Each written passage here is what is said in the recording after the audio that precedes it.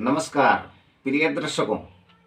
आज मैं आपको बताने जा रहा हूं कि आपकी कुंडली के अंदर में एक मुख्य ग्रह होता है और वो मुख्य ग्रह है वो अपना भाग्य बदल देता है। और वो ग्रह मजबूत हो तो कहना ही क्या है। और इसी के बारे में कि जैसे प्रत्येक कुंडली में एक मुख्य ग्रह होता है और जो कुंडली का प्राण होता है, समझे।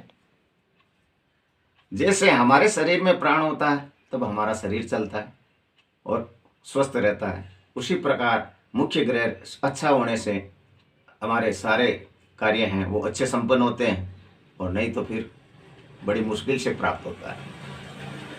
अब अगर कुंडली का मुख्य ग्रह मजबूत हो तो फिर बाकी के ग्रहों को देखने की जरूरत नहीं पड़ती है, समझे।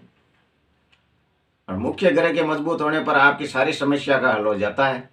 और अब मैं आपको कुंडली में लगन के अनुसार आपका मुख्य ग्रह कौन सा है वह बताता हूं, सो आप ध्यान से सुने और नोट करें। अब मैं शुरू कर रहा हूं। पहले मेष लगन की बात करूंगा। कुंडली के अंदर में पहला भाग लगन का होता है, उसमें यदि अगर मेष लगन है तो इस लगन का मुख्य ग्रह होता है सूर्य। और अगर कुंडली में सूर्य मजबूत हो तो हर तरफ सफलता पाई जाती है और स्वास्थ्य भी हमेशा अच्छा बना रहता है। अब दूसरे नंबर पे है वृषभ लगन। उसका मुख्य ग्रह है वो शनि है और शनि है वो मजबूत हो तो सारी समस्याओं का समाधान हो जाता है। इसलिए शनि से जो जुड़े उपाय है वो करने चाहिए और इसके करने से धन, सेहत, वैभव और रिश्तों का आदान प्रदान सब होता है। और कोई भी बड़ी से बड़ी बीमारी हो और शनि मजबूत हो तो भी उसको बड़ा रूप धारण करने नहीं देती। अब तीसरा है वो मिथुन लगन है। अपने लगन कुंडली के अंदर में यदि अगर मिथुन लगन पड़ रहा है तो उसका मुख्य ग्रह है वो बुध होता है और इस लगन का स्वामी भी बुध है। इसलिए बुध है वो आर्थिक मजबूती देता है और ये यदि अगर बुध कमजोर हो तो बुद्धिहीन हो जाता है। इसलिए बुध से जुड़े हुए कार्य है वो करने चाहिए। और बुध को प्रसन्न करने के लिए गाय को हरी घास का चारा डालो, गुड़ और लड्डू का भोग है वो भगवान को चढ़ाओ, ये काम है। और उसके बाद में चौथे नंबर पर आता है कर्क लगन। अब कर्क लगन के अंदर में इसका मुख्य ग्रह है वो मंगल होता है और कर्क लगन सबसे बड़ा राशि लगन होता है। चौथा नंबर का जो लगन है वो पूरे लगनों में राशि लगन होता है और इस लगन में सबसे बड़ी मंगल के शक्ति है वो भी मंगल के पास होती है। इस अगर मंगल मजबूत हो तो व्यक्ति है वो सब जगह सफलता आराम से पा लेता है। थोड़ा सा मेहनत करता है इतने में उसे सफलता प्राप्त हो जाती है। और मंगल को प्रसन्न करने के लिए अपन को मंगलवार का व्रत करना चाहिए, हनुमान जी की उपासना करनी चाहिए, इससे है वो मंगल मजबूत होता है।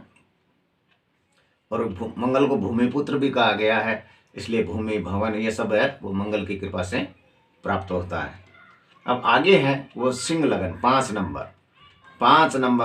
नंबर सबसे प्रिय चीज होती है। पंचगव्य, पंच धातु है और पंचामृत ये सब पांचों में है। और पांचों 5 अक्षर है वो सबसे पूर्ण महत्वपूर्ण क्यों होता है। वार में भी 5वां वार है वो गुरु होता है, गुरु सबसे मजबूत होता है, यही बात है। तो इस लगन का 2 मुख्य ग्रह होते हैं, एक मंगल और दूसरा है वो गुरु।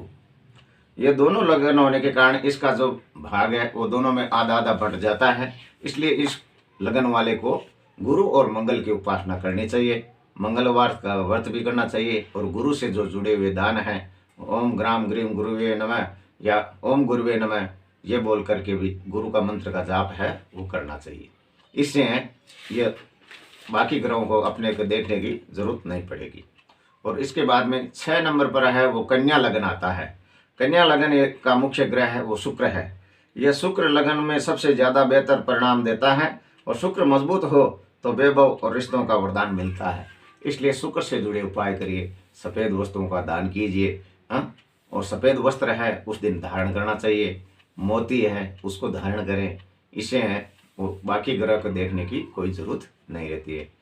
आज के लिए इतना ही और अगले भाग के अंदर में बाकी लग्नों के बारे में मैं बात करूंगा।